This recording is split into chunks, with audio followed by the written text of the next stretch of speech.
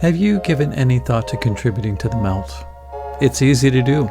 Just click the Patreon link in the episode notes, and for as little as $3 a month, you can get access to bonus episodes, early access to regular episodes, and you can also participate in monthly Zoom meetups. It helps to keep the magic happening here at the Melt. So I encourage you to karmically entangle yourself with the Melt today by subscribing monthly for less than the price of a container of goatee wax, or a prosthetic pinky, or a half stick of DMT butter, or an inflatable casket, or the shrunken head of an Atlantean supermodel, or a woolly mammoth's merkin, or a crystalline replica of Baba Yaga's hut, or a capsule of Sasquatch dander.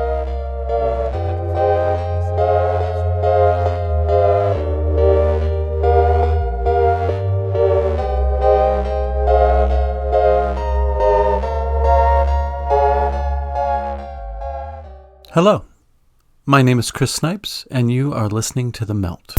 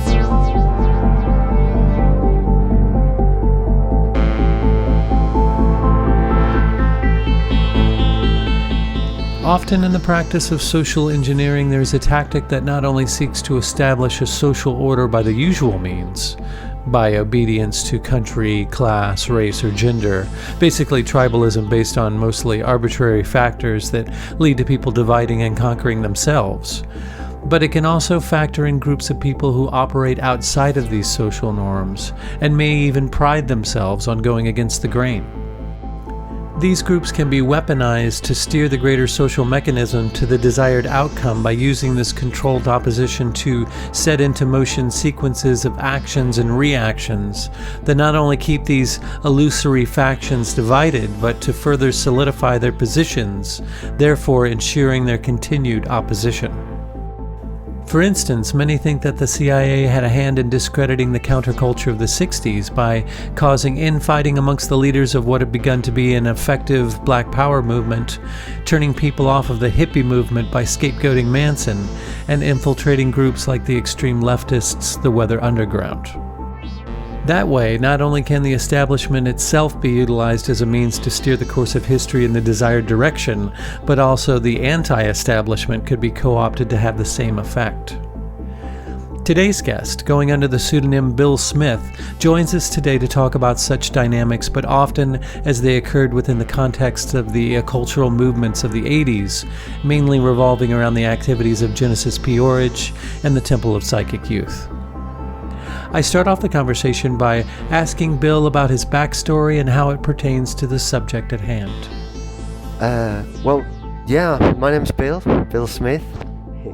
And I was born in 1969.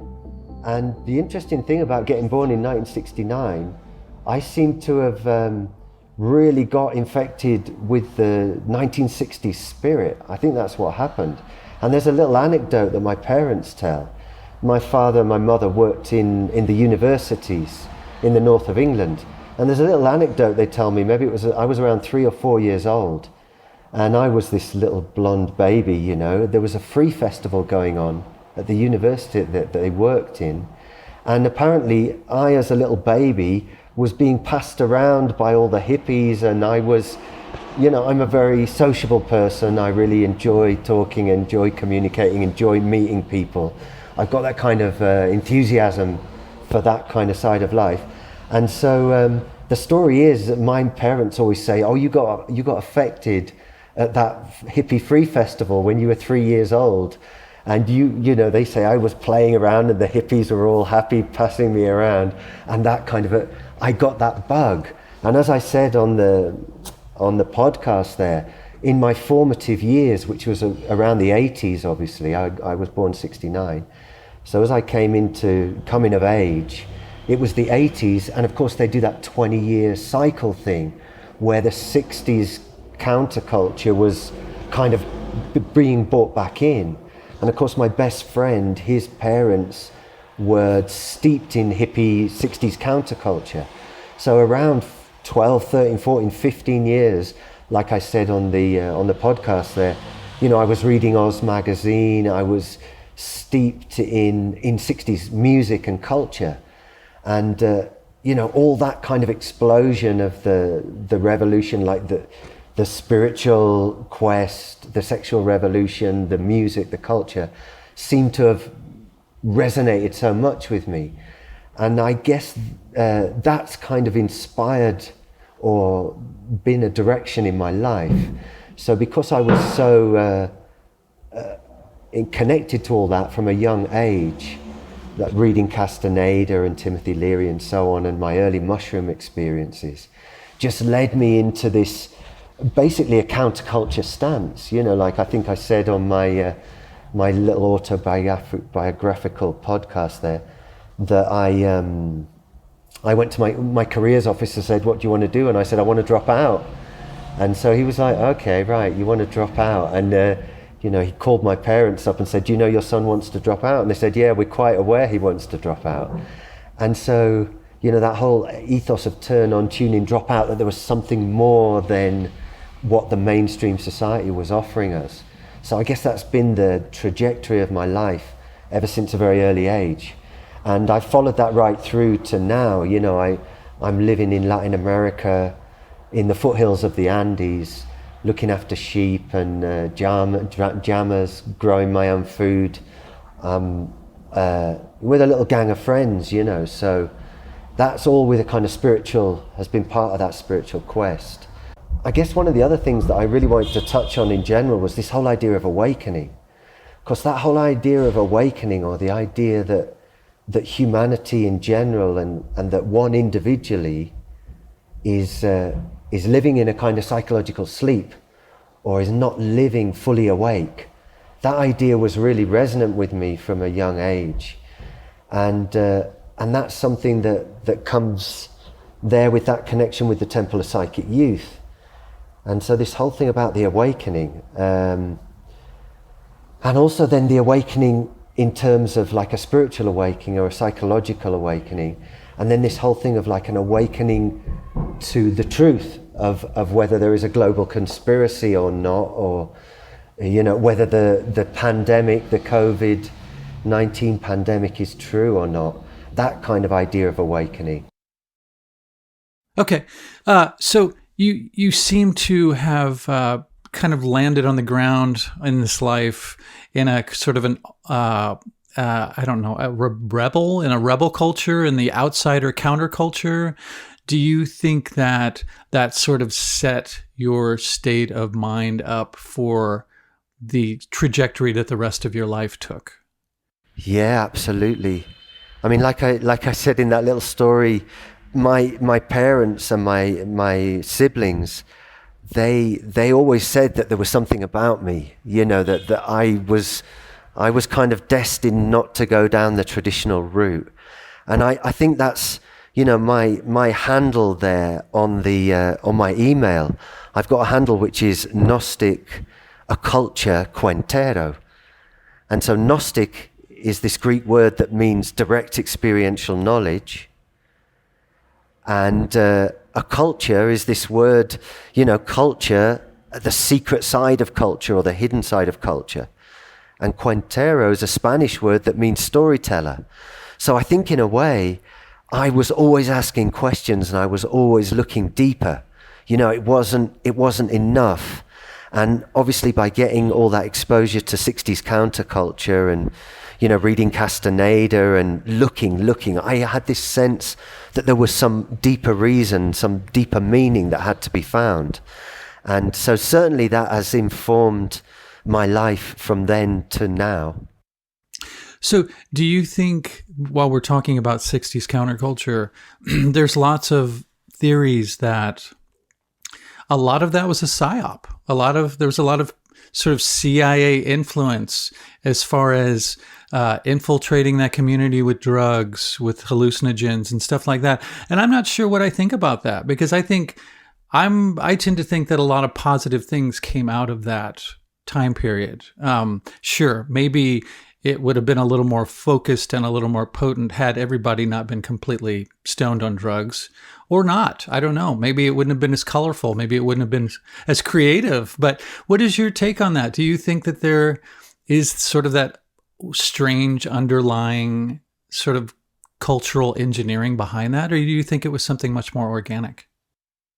Wow, yeah, that's a good question. And basically my take on it, and obviously, if you'd have spoken to me in my 20s, my 20s and early 20s, I would have certainly said that I assumed that the whole thing was organic and natural, and that the 60s counterculture wasn't socially engineered as such. But in hindsight, and with the experiences I've had and the self-study I've done and the external study I've done, I've come to the conclusion that it very much was socially engineered. But actually, this is quite interesting, because I think this links with the whole idea of a culture. If we consider this idea that culture itself comes from the upper echelons to down, it comes from the higher, what do we call them, the elites, or the higher realms of society, down to the public, as it were. So what I understood, and this has been part of my kind of esoteric studies as well, has led me to realize that, like we know, for example, the Masonic lodges, the Skull and Bones, we know that President Bush and John Kerry were in the Skull and Bones, brothers under the skin. So there are all these kind of secret occult orders that the elite echelons of society in whatever culture seem to be involved with. So there's a lot of hidden and occult elements there. Now, what I understood is that with the dawning of the age of Aquarius, hair, and this is the dawning of the age of Aquarius, that had a number of aspects. And this is basically one of the themes that I'm really interested in finding avenues to express, that in the two polarities of a culture, that basically the inverted or the negative form of culture was enhanced. So there's another way of putting this. We call it, this term, the Dionysic vibration. Dionysus was, of course, the Greek god of intoxication and of wild dancing and of sexuality and inebriation. So, we've got the thing with the Doors and Jim Morrison, being a Dionysian vibration, a Dionysian expression. But my understanding is that within the sex, drugs and rock and roll ethos, there are two polarities of that. And this is kind of something that we can maybe talk about when we get into talking about Temple of Psychic Youth as well. Because from where I stand now, being 52, and have come across very deep strains of kind of esoteric knowledge and practice, what seems clear to me is that the negative vibration of the Dionysic influence was the part that was culturally engineered. So it's almost like if you're an elite occult adepts, you're looking at how the cultural influences are going to occur, and you want to use those occultural influences to damage the people. So that I think it was a mix, I think the fact that LSD and the promiscuous sexuality, or sexuality that didn't understand or express the deeper kind of use of sex and sexuality was a way of this term we've got in England, it's like nobbling, you know, or damaging a whole, you know. We obviously know that the agenda there was you had the baby boomers, and when the elite control see that you've got a huge population that was potentially going to oppose the agenda with the Vietnam War and all this kind of stuff, that they would want to destroy that movement precisely by weaponizing you know, the drug culture, the music culture, and the sexual culture. So this kind of, you know, out of control, you know, and obviously because the contraceptive pill had been brought in, it was a way of being able to do that without all the fallout that had happened in the 1920s, you know, venereal disease and lots of unwanted pregnancies. So with the contraceptive pill, the 60s was ripe to divorce sexuality from the reproductive and from other aspects. But yeah, so I think it was, but I do think a lot of great music and a lot of great things came out of that as well. But it was also weaponized because the occulture elite knew that it was coming. They knew that influence was going to be coming, and they wanted to take hold of it and use it in a negative way. And I think they realized what an unruly beast it could be, in the sense, because they could sort of set the wheels in motion, but where exactly it would go, I think they realized they could only control that so much. So I think the Manson murders had a lot to do with sort of stigmatizing hippie culture, because of course, Absolutely. You know, Manson and the family were seen as hippies, prototypical hippies, you know. Yeah. So they gave all hippies bad names. And that was, you know, a lot of scapegoating, cultural scapegoating there. Yeah. Absolutely. Have you read, you mentioned earlier before. Go ahead. Yeah, no, go ahead. I'm waiting. You mentioned earlier, sorry. Okay. No, we've got quite a lag here, so it's going to be a trick in editing. Yeah, there was a little lag. No, talking about, just to respond to that thing on the Manson murders and that whole, you know, blackening of the hippie culture. And I think, as you say, that was part of it. But isn't it interesting that in the 80s, the Psychic TV and the whole Temple Ov Psychick Youth very much used the edgy imagery of the famous image of Charles Manson, and the Psychic TV group all sat there with their Charles Manson's t-shirts and holding knives or whatever, and also the Jonestown massacre. That was the 80s kind of regurgitation of the dark side, and that was something that I was talking about before we got when we were kind of disconnected there. I was talking about one of the things, this two polarities thing, about the idea of awakening. So the idea that the average person and you and me individually live in a kind of collective hypnotism or a collective sleep, that everyone's living asleep, and that this idea of awakening, we actually hear about it in the New Testament, you know, sleepers awake, and, you know, how long will you sleep? So this idea, and then within the Temple of Psychic Youth and Psychic TV, there was what I consider the kind of negative polarity of the wake up, which is almost this horrific shock, you know, transgressive. So that kind of transgressive path of like fear, like I think Manson actually used to teach his disciples that being in a state of anxiety and fear, or, you know, led to a kind of alertness, which I would consider like the negative side of awakening, and like, you know, blood splattering on the screen or sadomasochistic shock imagery, you know, around Psychic TV and the Temple of Psychic Youth, which had a big influence on me. But as I said in, you know, doing my little my little podcast talking about my life experience, that I came to see that was kind of a negative use of magic, a negative use of sexual energy, a negative use of this concepts of awakening. And then later on, I kind of went down the fourth way, George Gurdjieff, kind of esoteric knowledge path, which again points to that idea of awakening, which I think obviously the 60s was all about that. It was awakening from, the straight-laced, very socially controlled, the 1920s, 30s, 40s.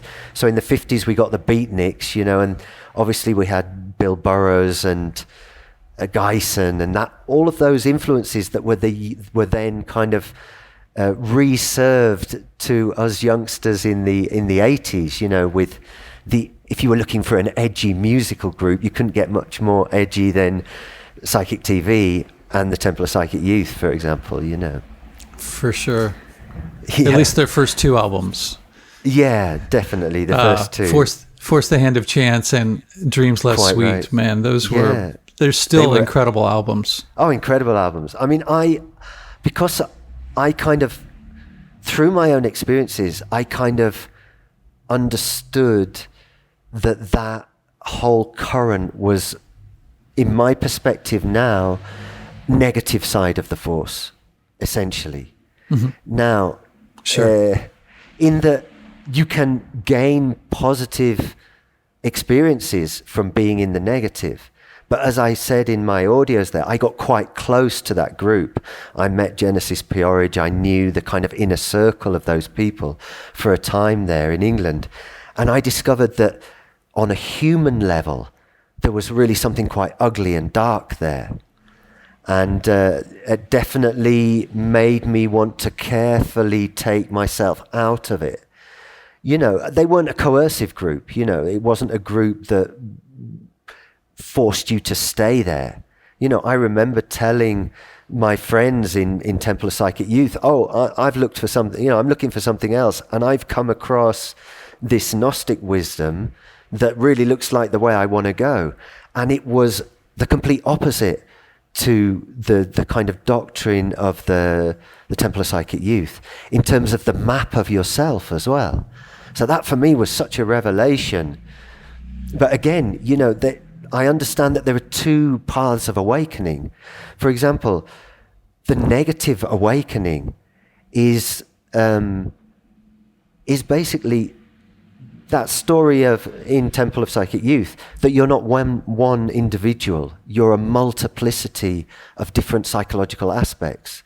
And so through sigil ritualization or through developing yourself, you can have these other maybe animalistic or socially unacceptable aspects of yourself developed in yourself. And then when I came across this Gnostic wisdom, I found the complete opposite. This idea that the multiple egos are actually enemies of your consciousness. So your desires, your animalistic tendencies, it's those elements that are actually leading you into unhealthy or negative ways of being and negative consequences. And the other, they both kind of call for an awakening. They both call for a knowledge of oneself, but one side seems to be much more fueling your egoic self. I can be a powerful wolf predator kind of, like the Church of Satan, the will to power to serve your own ego. And then this Gnostic side of the thing was talking about awakening your consciousness, integrating all your different elements in order to serve in a much more positive way, in order to kind of achieve realization. So that was a lot to chew on. Hey, keep it coming. That's the thing that I found about too, talking about Satanism. I found a lot of similar things about, not necessarily Topi, although it was a part of that too, but this, you hear about the OTO and you hear about the Golden Dawn and all of these sort of magical secret societies that were always constantly fraught with sort of this egoic infighting. Constantly about hierarchy and who had access to what hidden occulted information. And that seems to me to be, it's sort of like polishing silverware on the deck of the Titanic. It's like you're getting caught up in these stupid little worldly snags on the path of this supposed pursuit to something that's supposed to be transcendent, supposed to go above all of that. So I always stayed far away from that. And for the most part of the time that I spent in Topi, I didn't encounter that because I didn't, I got the newsletters. I sigilized every month on the 23rd. I had my little coyote number. But I wasn't super duper involved. I never went to any of the campouts or anything like that. So I kind of stayed out of the politics and the bureaucracy of it. But I know that it was fraught with it too. And I know that also sort of this fascination with the dark side of things really, people suffered because of that. Sure. There's a lot of people that OD'd from heroin that I knew that were involved with Topi. A lot of people who went into that dark place and never came back out of it. And it just sort of ate them up. And I think that's also counterproductive too. So maybe if you can sort of map like how in your story of sort of coming to and expanding your awareness, what role did drugs play in that? And how did that eventually lead you to Topi? And maybe talk a little bit more about your experiences with Topi. Sure. Yeah, that's interesting what you say, because Topi had that thing that you could be just out on your own, privately doing your thing and not ever really engage with other people. And I think it had that whole aspect. Obviously, I think, as a young teenager, I think I heard Dreams Less Sweet. It was the first album I heard when I was about 15 or 16. I got given a cassette tape, and I was always looking for the most far out, edgy music I could find. And I was like, my God, wow, this is really on the edge, and it had so much depth. And I think that was the thing about it. If you think about what hooks you in, it was the layers of meaning. It was the suggestion that was much more to this music and this group. And I think there was something very, very enticing, like what they say about there being signal, a real depth of something there and a mystery. And I think as humans, and especially as teenagers, and also that thing of looking for an identity. Who am I? How do I define myself? And, we're living in a modern first world country where we're basically incredibly egocentric, basically what we consider to be normal idea of myself and my needs and what I want to buy or what I want to be. If you go to other cultures, you go and live in India or you go live in places in Latin America where there isn't that first world kind of egotism that's built in with the consumerist society. Yes. There's much less emphasis on the personal self, narcissistic, yeah. And so for me, I very innocently was connected with the 60s stuff. Luckily, I think I had one experience with LSD, and I had some experiences with amphetamine, with speed, and maybe one experience with ecstasy. But I was very lucky in that I intuitively felt with my first innocent mushroom experiences that the mushrooms had an intelligence. They had a natural consciousness that communicated with me. And when we would go and play Indians in the woods, we'd go to this beautiful woodland near where I lived, and we'd take mushrooms, and I knew intuitively that the trees communicated with me, that everything was alive with magic and consciousness. It augmented the sense of wonder that has always been something kind of fundamental in that quest for self-knowledge, or in that appreciation of the incredible miracle that we're even alive at all. Just when you get into the distance that our planet is from the sun, and the whole improbability that each of us could be here individually with this self-consciousness is just such a miracle. And I think for me, the mushrooms really confirmed that there is a deeper reality and that it was nature-based. So when I took LSD one time, I found it so chemical, the flavor in the mouth.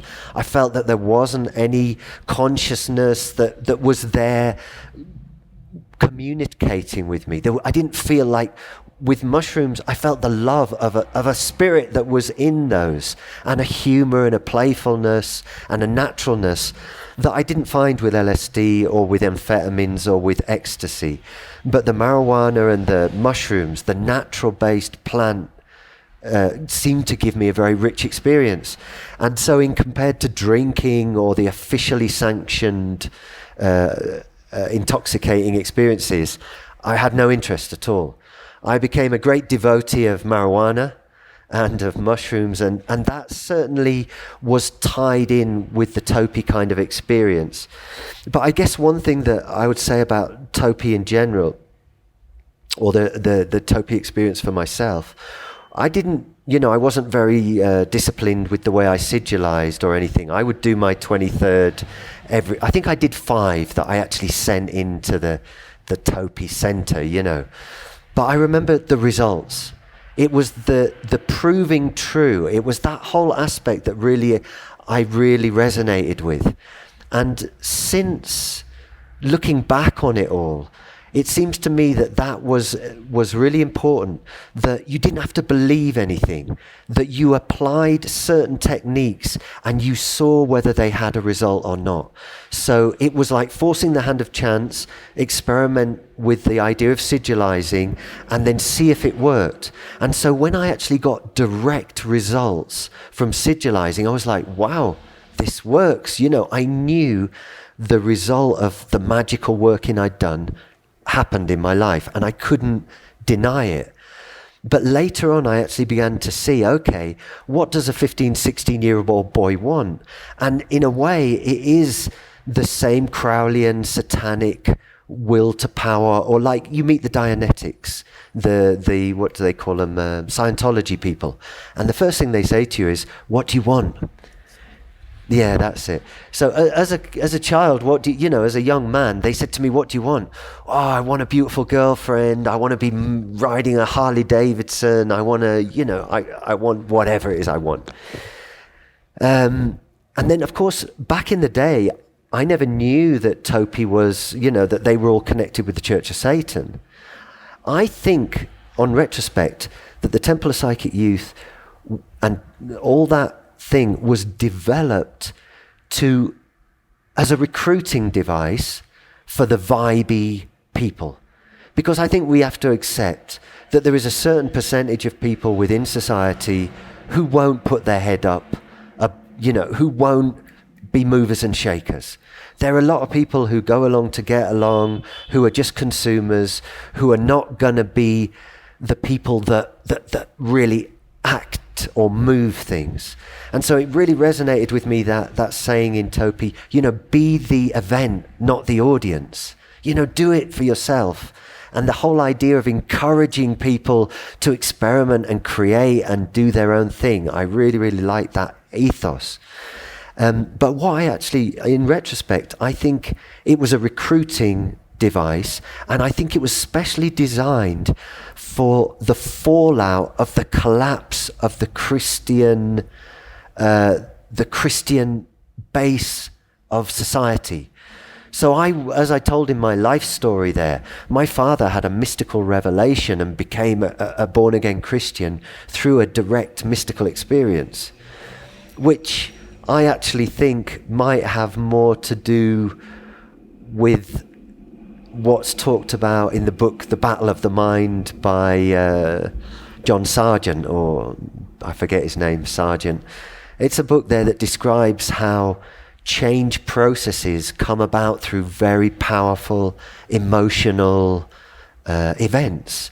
So if you're pushed to feel the guilt of your misdemeanors, and you're pushed to really deeply question yourself, that I think my father was when the vicar said to him, "Oh, you say you're a Christian, but have you really got a relationship with Christ? Have you really examined your life? Are you really good with Christ?" And I think my father went back emotionally disturbed and prayed a very deep prayer saying, "Look, if there is a God, if there is a Christ, I need to know. I can't just accept it." And he tells the story that the room disappeared, everything disappeared. He went into the golden light of complete compassion and love and no judgment. And he became fired up. He was like the Blues Brothers, he was on a mission from God after that. And of course he dragged us all along because we were his young family. So I was a very firm Christian, I'd given my life to the Lord. I was really emotionally dramatic, which is one of my characteristics. I was really with all that. And then when I fell into disillusion with the Christian, mainly with the Christians that are in the church, and I went negative. I went the opposite way, And so I think the Temple of Psychic Youth was made to sweep those people up. But with the time, looking back, you see, I asked myself, okay, nothing is true, everything is permitted. Fear no absolute, this concept. And then I'm getting it, okay, right, because I went back, actually in my early 20s, I went back to re-examine a lot of things. And I came to the conclusion that, hang on a minute, why say fear no absolute? The reason the dark magicians, or let's not use dark, let's say the negative magicians, who are basically just fueling their ego, the reason they would fear an absolute is because they fear judgment and consequences of their negative behaviors. So I think there's a negation in postmodernism and in satanic thought that is like, there is no truth, I just do whatever I want, and there's no consequence from doing it. But I think anyone with real intelligence and intuitive, heartfelt feeling can't believe that. I think there is a natural law. I know there is a natural law, and to me, there has to be a creator and there has to be an absolute. I personally can't escape that kind of understanding.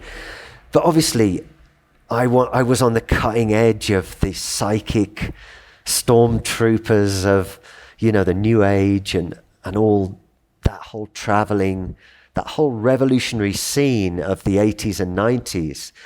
But I think it was doomed to failure. And as you say, I saw so many of my friends die through drug abuse, through heroin, through abuse. And I grant myself very lucky to have had the strength, the internal strength, to live through certain hell experiences and certain experiences that I later realized were a kind of training in a way. That if you can go through very extreme experiences and hold on to that core of yourself and of your consciousness, it's kind of a training or an education. And I guess there's a phrase that I learned later, which is, wisdom is elaborated with the sapience of sin. Now, let's not get triggered by the word sin, because I know a lot of people do. They don't like the idea that there is sin, but, wrong action or missing the mark. And so the sapience means the being of. And so I think, and I feel, and I've had the experience within myself, that we have elements that are unuseful, that are essentially negative, that essentially want to destroy our essence or our nature and lead us into negative consequences. But through the experience of our essentially erroneous nature, which is, of course, is the 7 capital sins, our own pride, lust, greed, etc., etc.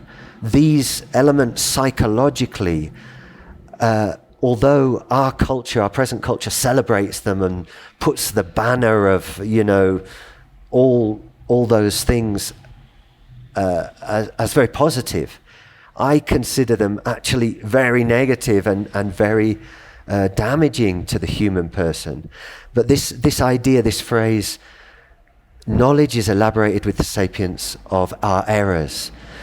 Literally, I suppose it's, we gain the knowledge of ourselves through making mistakes, or through being mistakes, perhaps.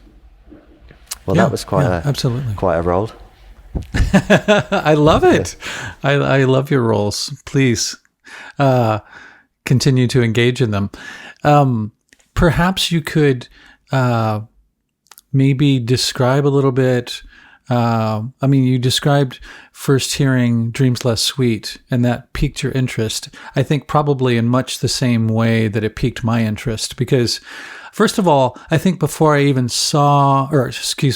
I heard Dreams Less Sweet, I saw a video on, I believe, Night Flight, which was a sort of a late night cable show here in the States. Yeah. I saw the video for Terminus, which was, as you know, a song off of Force the Hands of Chance. Yeah. And it was intense, and it was unlike anything that I'd ever seen or experienced in my entire life. So I immediately knew that there was a lot of things going on under the surface. And it compelled me to want to explore what that was. So, that's when I went out. I went to the record store here, well, not here, where I lived at the time, where they sold all the import records, the records that you can get from Europe and England and so on and so forth. And there, sure enough, was Psychic TV, Dreams Less Sweet. And from the cover on, I was totally absorbed in it and mesmerized by the intensity and the magic and the big the spectrum of emotions and bliss and terror and everything in between that was handled on that record, that it made me want to go further into it. And so then I think I ended up writing one of the Topi addresses, probably on the back of Dreams Less Sweet. I don't know where else I would have seen it. Sure. So I feel like we both sort of got drawn into it in very similar ways, but maybe if you could speak to actually crossing paths with Genesis and some of the people in Topi, what your experience was like in Topi, and what are some of the things that kind of were red flags for you that eventually caused you to part ways? Yeah. Well, yeah. Exactly the same. I think it was so extraordinary that music and the signal in the imagery and the psychic cross itself, the whole kind of depth of it, just that sense there was so much more behind it, that I very much, that I had other friends that had felt the same. And so we were definitely pursuing, that in terms of writing to the Topi house and getting information and beginning to read the Grey Book. And I think for me it was linked with my fascination with everything that was spiritual or occultic and mysterious and wonderful. I'd already been exposed to a certain amount of Aleister Crowley's work, and I was already I'd already had a copy of the Satanic Bible, I think, by that time as well. So I was definitely very open to look into all that. Certainly the imagery, the music itself was so edgy, so cool, and as you say, terrifying and wonderful. And so I made a move because of my personality and my nature. I wanted to go right to the heart of it, So I actually ended up going down to London and meeting up with some of the people there. There was going to be an event, and I actually got invited back with a friend that I made there to the 50 Beck Road, which was their kind of house temple, I would call it, the Topi Temple House. It was a little 3-bedroomed, back to back, so it had neighbors peg out. I'm doing Spanish on you were either side was neighbors, and it had a little yard at the back and everything. And I just remember, I remember being getting on with some of those people, and there being a very kind of that sense of a camaraderie, that, like we were saying before about the identity, I think, when you're 14, 15, 16, you're really looking to find an identity. And I want to be something exceptional. I want to be something different. I want to stand out from the norm. I'd already opened my mind in lots of different ways. So we had that sense of we were on the cutting edge. We were definitely, and I think there's a certain amount of pride or a certain amount of kind of looking down your nose at the flat people or the square people or the straight people. We're the edgy people on the cutting edge of things, and everyone else is square. Okay, so yes. You find that in all kinds of subcultures. But I'll tell you a little story. I mean, it's quite unattractive, but I mean, you don't have to look much into Genesis Peorage to find that he was very much projecting that kind of image of himself. There was a couple of homosexual guys that were there when I was introduced to Genesis at 50 Beck Road. And one of the first things he kind of said hello, and one of the first things he said to these homosexual guys was, "Oh, so you like to stick it up each other's arses?" Basically was the first thing he said to them. "Oh, so you like to stick it up at each other's bums, don't you?" That was his general, he had a kind of, I can see in some of the videos and interviews with him, although he was very articulate and intelligent, he definitely had I don't know another word really, snidey, nasty, like shock, but in a hurtful way. And I think what I saw, and because of course I had him on a pedestal as well, I'm a little 16, 17-year-old. He's like this super famous leader singer of the group that I really like. And what I found interesting, that the other people that were in that house, they laughed at me when I kind of spoke about Genesis in a kind of, I put him in a kind of guru position, and they definitely knocked me down for that quickly and laughed at me and say, "Oh, he's an asshole, is Genesis. Don't, there was a very much, their whole thing was not thinking that he was some special guru guy, but the people who lived with him and basically became his unpaid servants, not servants, but people who volunteered for the Topi office or were doing design work, or the young girl that was there working as his nanny. They were getting something because they were right at the heart of the whole thing. But they were also giving service, what we'd call devotional service in other, if you're in a different tradition, maybe. And he had a kind of this spiky way to be. But the one thing that really got to me was, there was lots of different events that happened, and one of the things that I saw directly or I came to know was one of the girls that was like their unpaid nanny, who was very into the whole thing. And she'd actually been a fan of Mark Almond, and she was really into the Mark Almond music, Soft Cell. And so she'd got in touch with Mark Almond, and he'd said to her, "Oh, well, look, I haven't really got a gang of people or a community or people around me.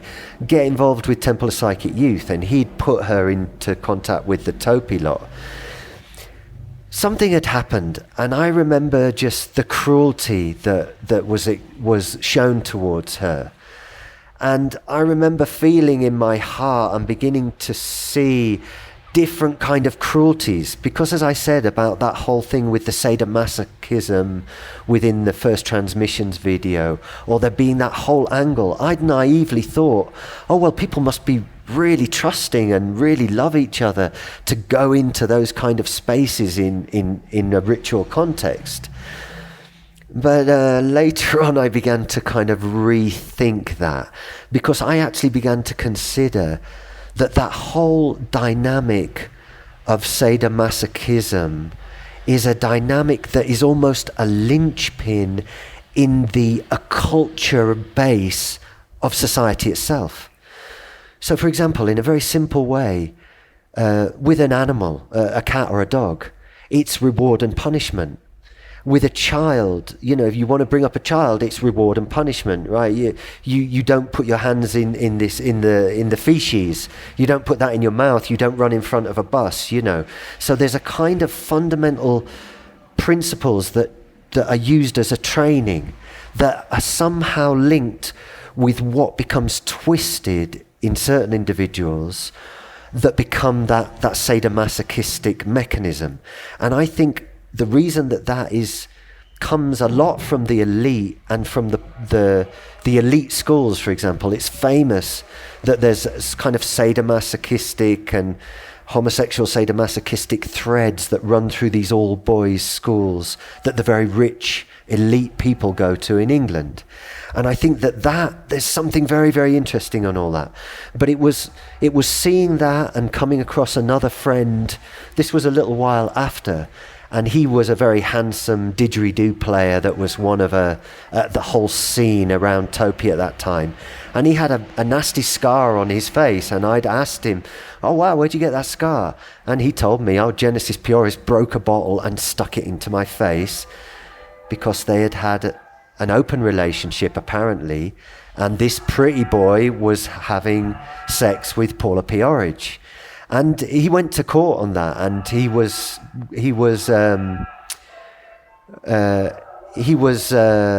convicted of grievous bodily harm. And I won't mention the name of the guy anyway, he told me, and I know that it went to a court case and that he was charged.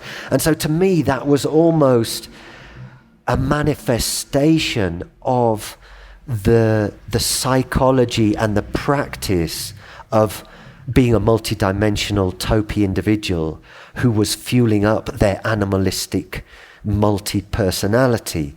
So for example, Genesis Purich could be a lot of things. I was also told by that guy an interesting story, that he said that Genesis Purich, his original name, by the way, was Neil Smegan. and Smegan in English, we would call him Smeggy. Smeggy is the stuff that comes out of your ears that really stinks, or the stuff that comes out of your teeth. That's smegma, So I imagine as a boy, Paul Neil Smegma, Neil Smeg, he must have had a terrible time. But even you can see something. I was thinking about this with the faces as well, because there's a certain something in his face. If you look at the bad guys in the movies, that kind of Crowley kind of face, there's something in his face that does give off a kind of frequency, like the famous photo of him with his bone, and the rings and the shaved head and staring up at you, the photo that was in the Topi Bible and the famous publicity photo there. There was some characteristic in him that was kind of like the nasty prefect kind of guy. The guy that would be sadistic or masochistic. And the sadism and masochism seemed to have a link there anyway. And so he told me, the same guy that had been bottled by Neil Smegan, told me that Genesis had some deficiency of some illness where he didn't have adrenaline, that he had some condition where he had to receive medication because his adrenaline, his endocrine system had something wrong in it. And so he was actually quite forgiving of Genesis Purich's way of behaving and sticking the bottle in his face, and said the guy's ill, the guy's got problems, the guy's got this medical condition that he doesn't receive adrenaline.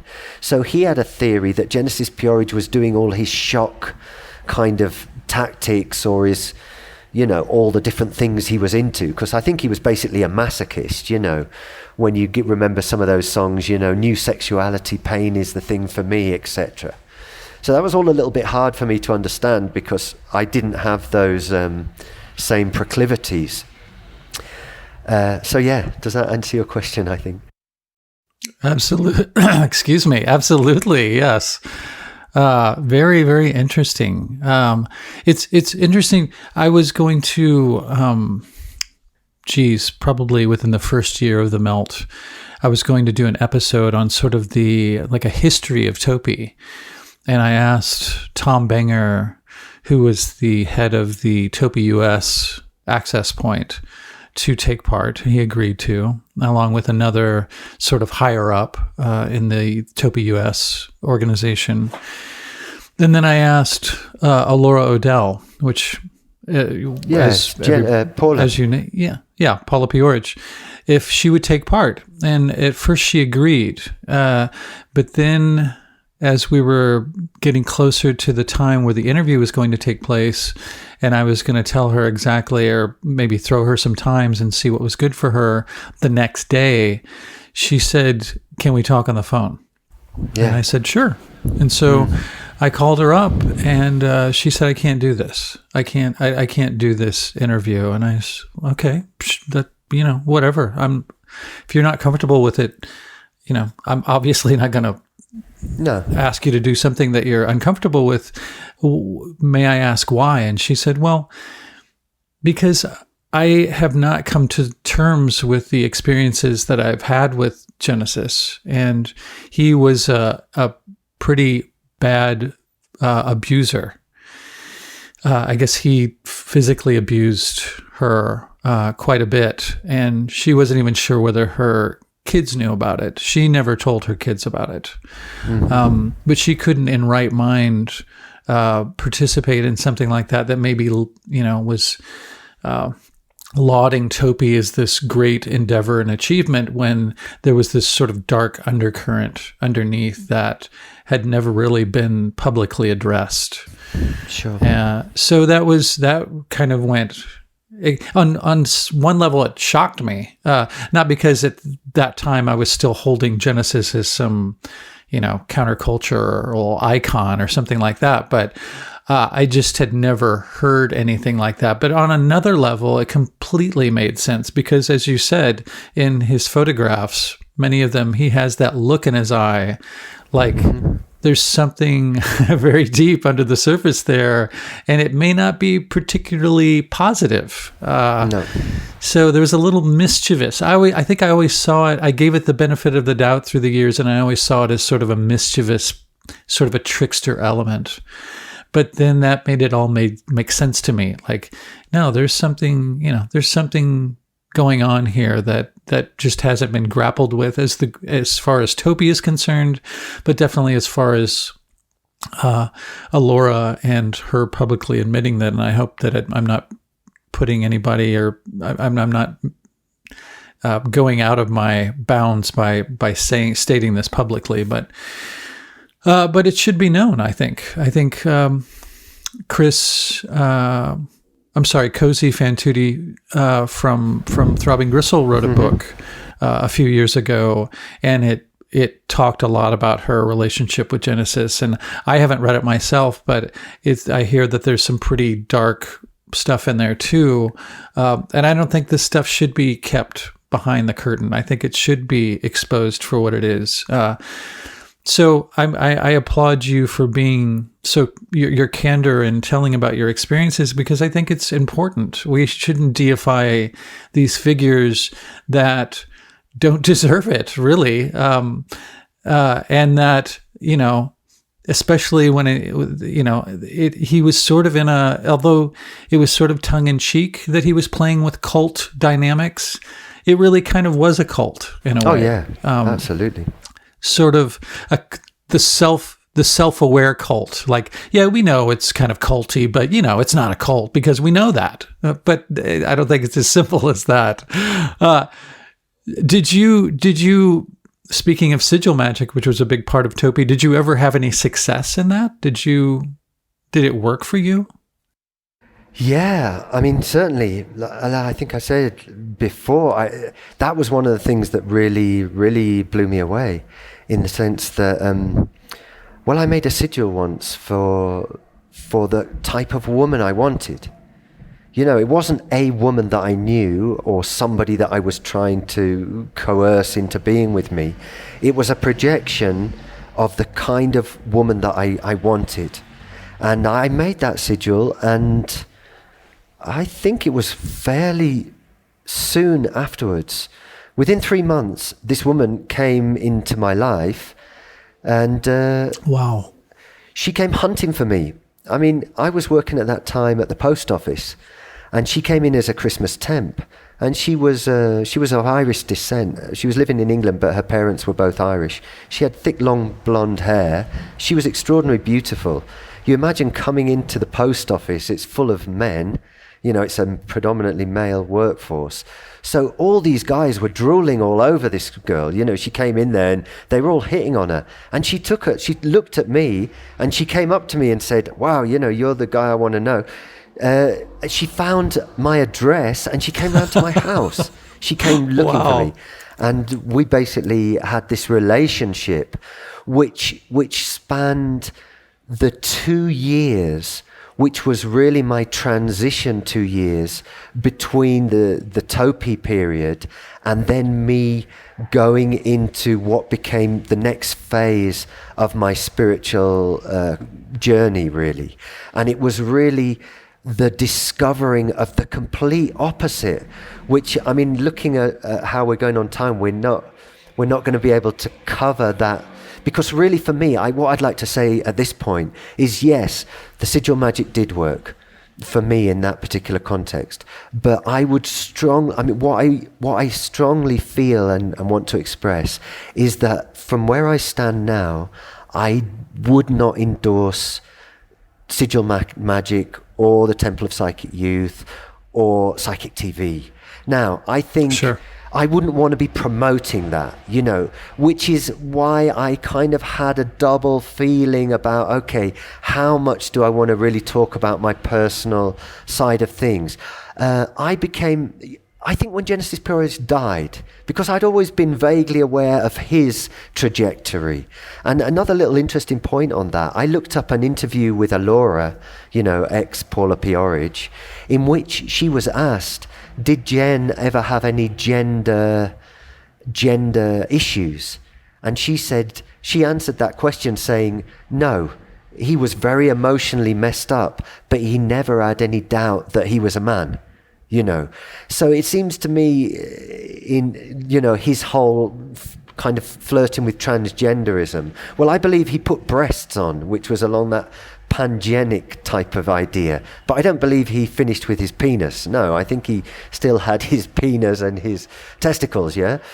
But so I in the second chapter of, you know, of my discovery, there's a lot of things that really, the reason I would talk about Topi would only be the launch pad to talk about what came next for me, which was, in a nutshell, I mean, just to kind of lay a little bit of it out today, was the understanding that the sexual energy, yes, the sexual energy is extremely important, and in so many obvious ways. Sex and sexuality and sexual energy, when you look in the mirror, when you look at your body, at your hands, you think about just the absolute realization that your mother and father making love and the fusion of the sperm and the ovum gave rise to the miracle of your existence, you know. Each of us were born through that process. And in the occult traditions, they talk about this in the Kabbalistic tradition, and you actually find it universally, kind of in lots of different traditions, the idea that we're living in the ninth sphere. Now, the ninth sphere in Kabbalah is the sphere of Yesod, which is the foundation. So we're actually in Malkuth, which is the fallen sphere. So we get this story that in the Garden of Eden, before this mythological fall, we lived in Yesod, which on the map of the Kabbalah is in the genitals. And it's the cube, it's symbolized by the cubic stone. Basically, even in cultures, Latin American indigenous cultures, you get this idea of 9 worlds, and that we're stood in the 10th, and that the 9th is the energetic world of chi or of prana, that is basically the sexual frequency. So out here, I live in Latin America, as you know. I live in the foothills of the Andes. Every night, or when I go to the jungle, or the insects are singing, and the birds are singing, and the nature is vibrating. And when you look into what that's all about, it's sexual. the crickets and the insects are calling to their mate. So that music, and then we get the sex, drugs and rock and roll idea. The singer's up there gyrating his hips and singing and playing the guitar because he's calling the girls in, you know. So there's a sexual dynamic that underpins life itself. And so I feel, I mean, essentially what I came to discover through my direct experiences, through Topia and then going into my Gnostic studies and practices, is that this is really the fundamental basis of the enslavement or the liberation of human beings. Now, I'm talking on a personal level as well as a collective level. And there's some, I mean, as you've probably gathered, I'm a storyteller. I tell traditional folk stories and Hindu mythologies and use stories as a way of expressing some of these deep sort of eternal truths. And that's going to be part of what I'm doing with the Nature, Knowledge and Cosmovision podcast, kind of sharing stories of my own life and mythologies and legends that really show that. And they're so, so for me, really, the Topi and the sigil magic, or the masturbation magic, as we can basically call it, the following stage really makes that only significant as a launch pad to understand the deeper possibilities of that. And basically that on a psychological and a physiological sexual level is the complete opposite to what the satanic or the negative side of the force is in ascendance. And so that's one thing that I wanted to get to, really, because with the Gnostic wisdom that I've studied, there's this phrase, for the few. For the few, because so many people are not going to like the wisdom that we're going to explain. For the few, because many people don't even want to hear about it, they don't want to know about it, they don't want to go there. And I think what is really interesting, if we take that whole kind of perspective of society, and we say that there's a certain percentage that are going to be the sheeple, with all respect to the go along to get along people. You know, there's going to be a certain amount of people that will always be compliant, that would not like to rock the boat, that will stay within the bounds of the known. And then you get a small percentage. I've heard it calculated around 93.7, something along those lines. You know, like a very big percentage, maybe 80, I don't know. But then within the people that really feel motivated to seek for deeper answers, within that, there will be a certain percentage that go the negative side, because the negative side is so easy. Your ego's so there, you know, in terms of wanting to satisfy your desires, you know, through sex, drugs and rock and roll, the whole thing. And then they say that there's another, even smaller percentage that within the Gnostic wisdom, we say the few, you know, for the few. But I think on the negative or on the positive side of the occulture, it's the few. It's the few that will actually become practical occultists or practically apply techniques. Maybe somebody will dabble a little bit or whatever. But then to come to the point of, say, desiring to finish with desire, or realizing that desire is this unsatisfiable, it's insatiable. You cannot satisfy it. Yes. And then within this whole idea of the path of transgression, so using sex, drugs and rock and roll to push beyond yourself, or to get to some transcendental state, or to get in contact with deeper aspects. Like I was saying about these two polarities of the Dionysian frequency, on the positive side, seems to me that all the ecstasies that one can have on the negative side can be harnessed on the positive side, that the same ingredients are there, but the outcome depends on the intent. Yes. I wholeheartedly agree. That's a great place to cap it off, I think. And maybe if you would be so kind as to come on again, and maybe we can take it from the point on your timeline where we stopped and lead it on into kind of post-Topi into where you're at today. If you would be so kind as to come back and discuss that, I would love to go deeper into that. I'd love to, Chris. Fantastic. Well, I'd really like to do that. You have a podcast with some episodes that are up right now, right? Yeah, at the moment, I'm actually probably going to take them down and redo it. I'm a little bit unsure about how much I want to be exposed on this whole internet thing, you know Sure. what I mean? I really honestly am kind of quite a Luddite in relation to this. Yeah. And I realized just looking at the static, what do you call it? The statistics on my podcast, like 3 people have looked at it. So, I don't think I'm going to be making big waves or causing too much problem for myself or other people, Sure. But I certainly feel in terms of that kind of proviso, because also I don't want to make enemies. I'm well aware that in my particular position in terms of the occulture world, if I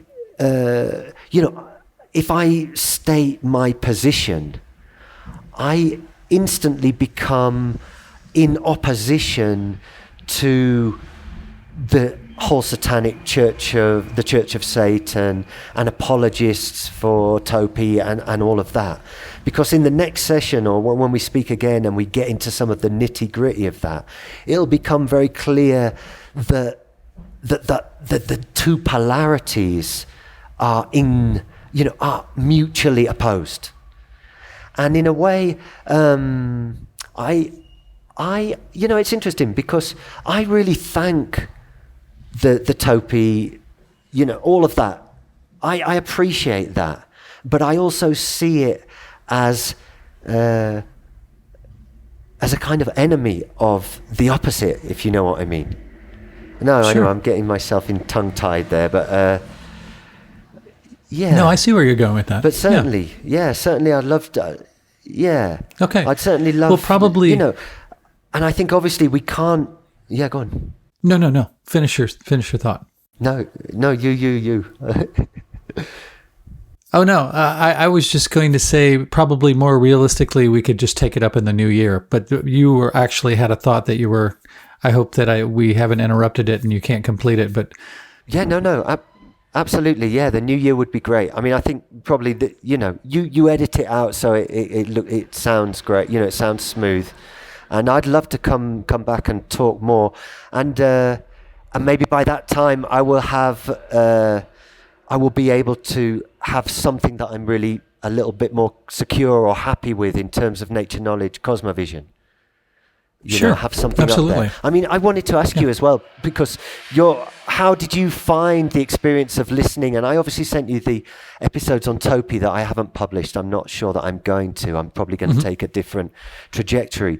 But in terms of, feedback or how you found the experience of listening to me rolling on those stories, I'd be really interested to hear, and I won't get offended if, whatever you say. No, not at all. The only complaint that I had is that they were too short. I wanted to hear you go on. Those episodes could easily have been an hour apiece, and I would have been totally fine with it. No, you're a great storyteller. You present the events in your life and the things that happened and brought you to where you're at this point. I found it very engaging and compelling. I wanted more of it. So my only complaint would be that it was too short. Other than that, it was perfect. Oh, well, that's good. The only reason I did 15 minutes, because I heard somebody say the most downloaded podcasts are 15 minutes. So I thought, okay, let's just do 15-minute sections. I mean, I'd actually find it easier just to roll for an hour and put up an hour episode.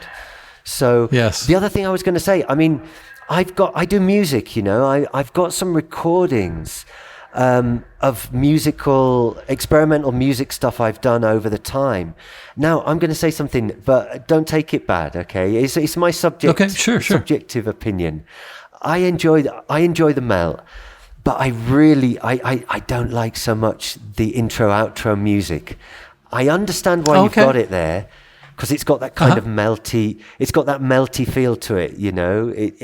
But that kind of electronic-y, it reminds me, do you ever hear a podcast called Conspiranormal with these funny Texan guys? Do you ever come across that one? It's been a while since I've listened to it, but I have heard it. I don't remember what the music was like, though. Yeah, well, I haven't listened to it in a long time as well, but it came across my radio and it reminded me of their music. And obviously, you know, you're not going to change your bumper music because Bill Smith doesn't like it. But what I was wondering, if you wanted, I could send you MP files. I've got a disc, I've got a couple of recordings. It's called Momentaneity. And basically, it's me and a friend. We get together, we lay out all kinds of experimental instruments. And I'm really into the organic thing, you know. So I like organic instrument, you know, kind of natural sound. And so I could send you some of that. And if you wanted, you'd be more than welcome to maybe even on the episode we do, stick a little bit of some of the tracks of that you liked or whatever. Absolutely. That's the only thing. But I hope you don't feel offended by that anyway. Not at all. Not at all. You would be hard pressed to offend me, lad. Hard pressed. No. I always welcome Chris, any kind of. Chris, I was just going to ask you, how old are you, man? I am 55. Okay, I'm 52. So you got 3 years ahead of me there. Yeah. I figured we were around the same age. Yeah. Well, yeah, we're around the same. Really good to talk with you, Chris. Bill, very good to talk to you too. Bill Smith. Thank you so much for taking the time to do this. And let's think about January or February to do the second one. Listo. Okay, we'll do that. Yeah, let's do it. Okay. All right. Okay. Thank you so much. It's been highly enjoyable, and I look forward to hearing more of your experiences in your life. Okay. Thank you. Bye-bye.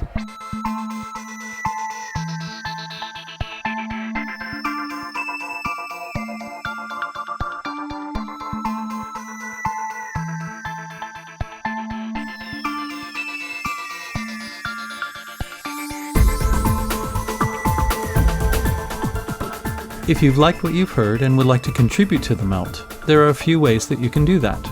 The most tangible would be financially. Just click the Patreon link in the episode notes, and there you will find ways that you can contribute for as little as $3 a month. This will give you access to bonus episodes, early access to regular episodes, and you can also participate in monthly Zoom meetups. Contributing financially will also help make The Melt better, pay the bills, and help to make this podcast a full-time endeavor that I can fully devote my time to and provide you with more content. Another way of contributing would be to go to wherever it is that you subscribe to The Melt and give it a favorable review or rating, and this will help it to reach more people. You can also spread the word to friends and family via social media, email, or word of mouth. And lastly, if none of those options are readily available or appealing to you, simply send your positive thoughts and intentions. In an interconnected and quantumly entangled multiverse, these also go a long way. Thank you.